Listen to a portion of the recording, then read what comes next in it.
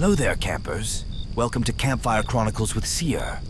I'm Sear, your guide through tonight's thrilling bedtime adventure. Whether you're snuggled up in your sleeping bag or tucked in at home, get ready to join me for a tale that will ignite your imagination and send delightful shivers down your spine.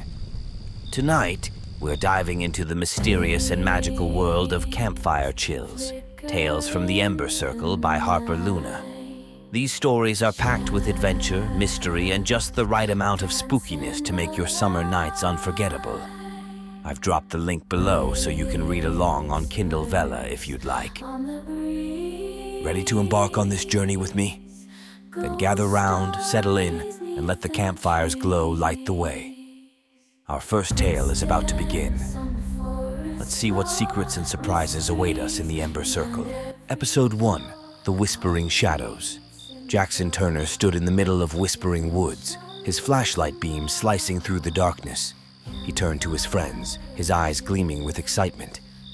Ready for the first official meeting of the Ember Circle this summer? London Reyes rolled her eyes, but a small smile tugged at her lips. You're way too excited about this, Jackson. It's just a bunch of stories. Not just stories, Jackson corrected. Ghost stories. And this place is perfect for it. He waved his flashlight around, casting eerie shadows on the surrounding trees. Max Wen adjusted his glasses, the light from his gadget blinking in the dark. I've got the recorder ready. We're documenting everything. Ava Patel clapped her hands, her dramatic flair already in full swing. I've got the perfect story to start us off, but I think Jackson should go first since it was his idea.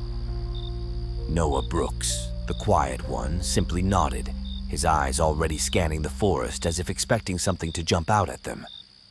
The group settled around the campfire, its flickering flames casting long shadows. The summer air was warm, and the sky was clear, filled with twinkling stars. This was the perfect kickoff to their summer adventures. Jackson took a deep breath and began. Once upon a time, not too far from here, there was a lighthouse. The Whispering Lighthouse, they called it. It stood on the edge of a cliff, overlooking the dark, churning sea. It had been abandoned for years, but some say the light still shines on stormy nights, guiding lost souls back to shore. Ava leaned forward, her eyes wide. What happened to it?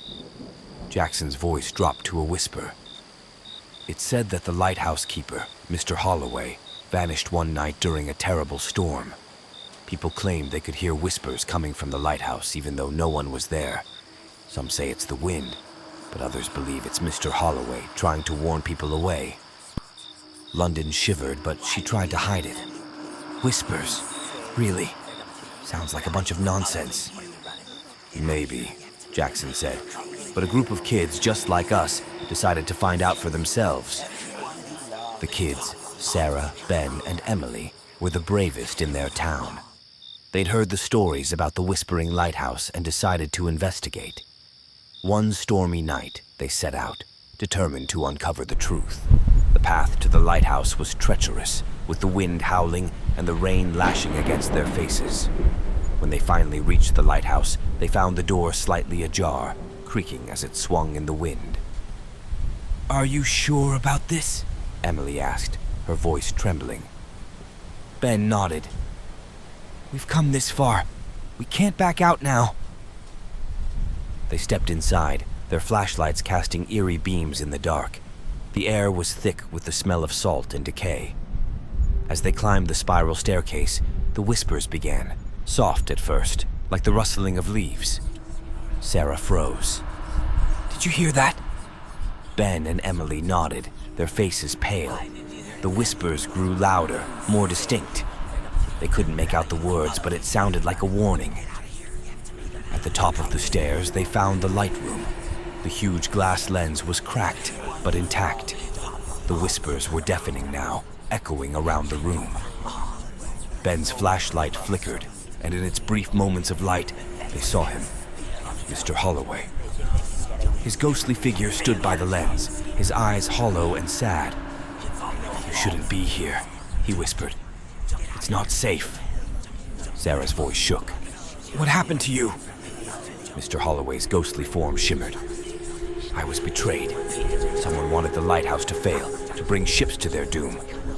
They thought I'd gone, but I've been here trying to warn them. Emily stepped forward. We'll help you. What can we do? The ghost pointed to the lens. Fix it. Restore the light. Only then can I rest. The kids worked quickly, using the tools they found in the room. They repaired the lens as best they could. When they were done, the light flickered to life, shining brightly through the storm. The whispers ceased. Mr. Holloway's ghost smiled, a look of peace washing over his face. Thank you. Now I can rest. As they left the lighthouse, the storm began to calm. The kids looked back one last time and saw the light shining steadily, a beacon of hope in the darkness. Jackson's voice brought them back to the present. And from that night on, the Whispering Lighthouse was no longer haunted. The whispers stopped, and the light shone brightly, guiding ships safely to shore. Ava sighed, her eyes dreamy. That was amazing, Jackson. I love the idea of helping a ghost find peace. London smirked, but there was a hint of respect in her eyes. Not bad, Turner. Not bad at all. Max checked his gadget.